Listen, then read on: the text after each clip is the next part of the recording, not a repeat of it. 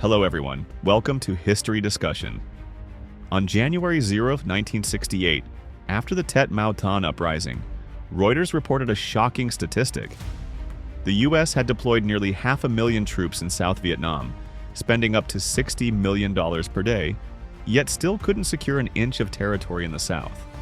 That statistic startled many outsiders somewhat, but as someone speaking from the American perspective today, I want to help you grasp that reality from the viewpoint of our Army and why those brains in the US intelligence apparatus didn't fully get the Vietnamese strategy. Top US intelligence leaders, 4-star General Westmoreland and CIA Chief Philip Davidson, predicted that Vietnamese forces would attack either before or after Tet, but never during.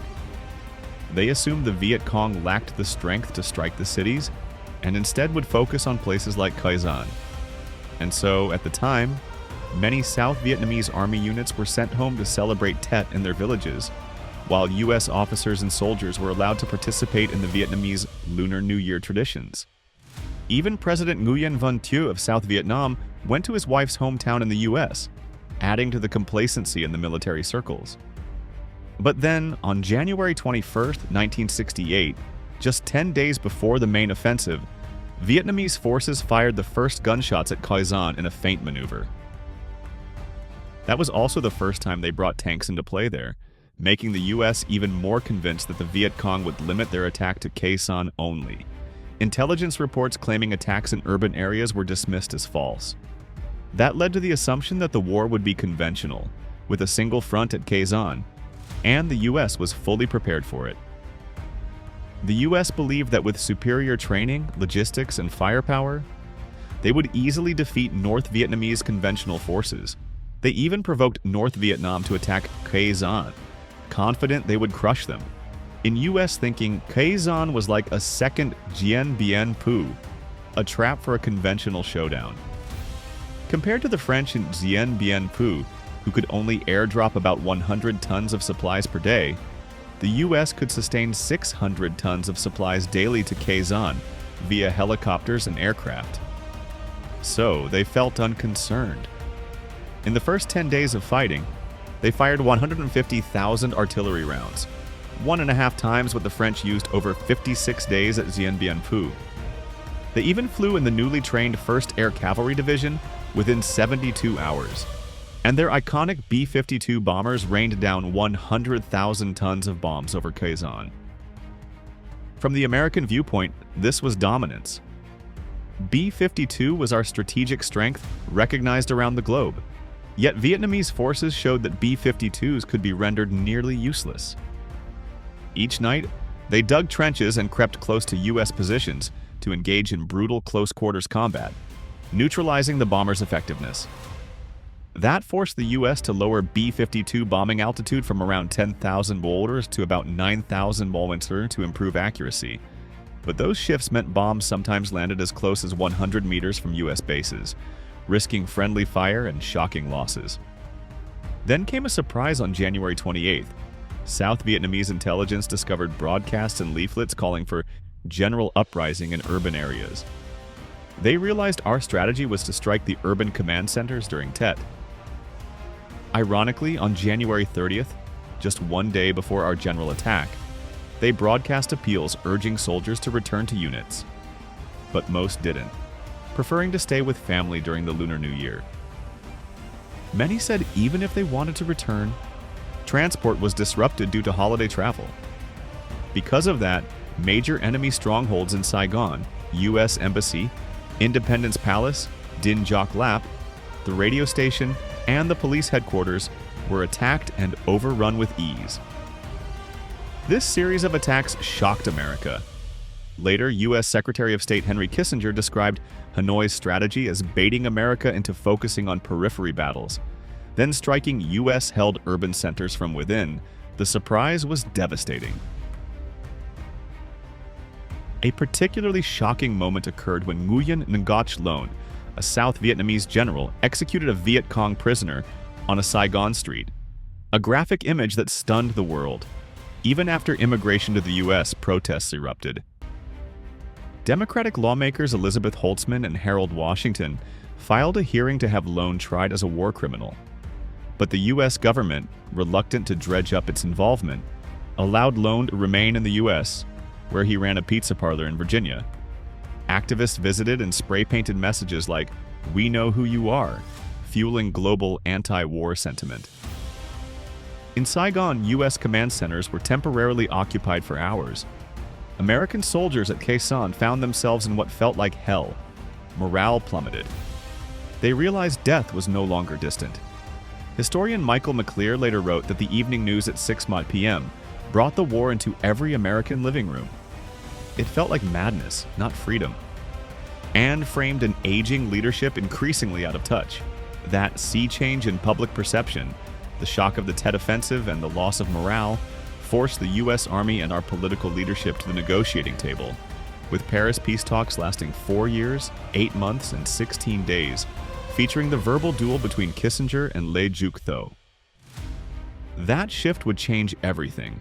Picking up where we left off, the shock of the Tet Offensive changed the course of the Vietnam War. For the American public, the impact was immediate and deeply personal.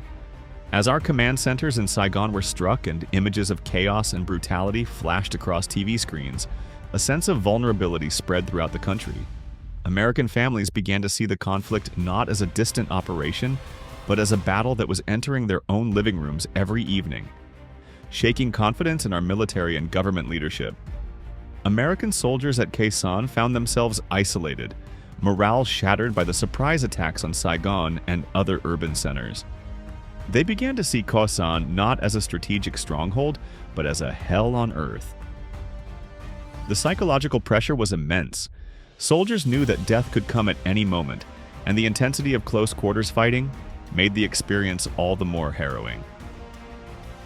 Even with our overwhelming firepower and logistical superiority, 600 tons of supplies daily, B-52 bombers unleashing 100,000 tons of bombs, and artillery barrages unmatched in previous conflicts, the enemy's tactics of trench warfare, close-in assaults, and relentless night raids continued to nullify our technological advantages.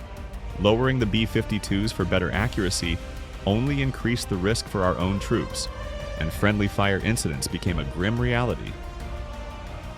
The North Vietnamese strategy of grabbing the enemy's belt to fight was proving devastatingly effective. The Tet Offensive also sent shockwaves through America's political circles. The surprise, the brutality, and the skillful timing, attacking during Tet, the Vietnamese New Year, left both military and intelligence leaders scrambling for answers. Hanoi's plan to bait us into focusing on conventional battles at the periphery, only to launch surprise attacks in the cities, forced a painful reassessment of our own intelligence and strategic assumptions. One incident in particular became an international symbol of the war's brutality: the execution of a captured Viet Cong fighter by General Nguyen Ngoc Loan, right in the middle of a Saigon street. The photo of that moment became world famous, sparking outrage and deepening anti-war sentiment both in America and around the globe. Decades later, Loan immigrated to the U.S., but activists and even members of Congress protested his presence. Some even demanded his deportation as a war criminal. The echoes of that event, and the wider violence of the Tet Offensive, fueled protests from Virginia all the way to Washington, D.C. Back in Vietnam, the offensive led to the temporary occupation of American strongholds in Saigon and elsewhere. For hours, the heart of U.S. operations was in enemy hands. The sense of invincibility was gone, replaced by uncertainty and fear. The historian Michael McClear described how the 6 o'clock news had turned into a new front in the war. One fought in America's homes, where parents, spouses, and children confronted the cost of the conflict night after night.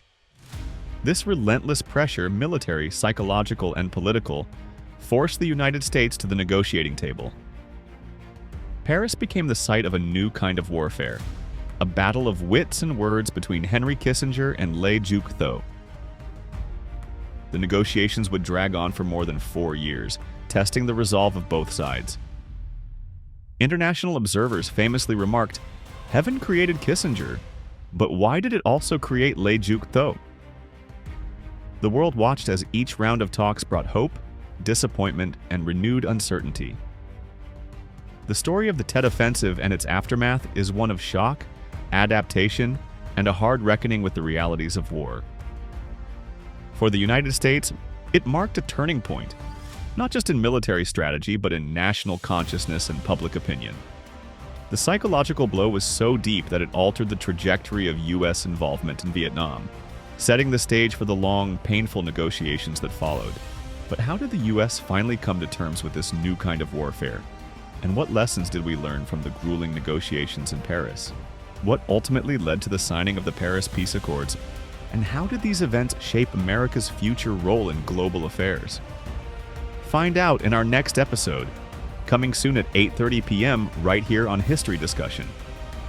Don't forget to subscribe and ring the bell to stay updated with our latest stories from the Vietnam War and beyond. See you next time.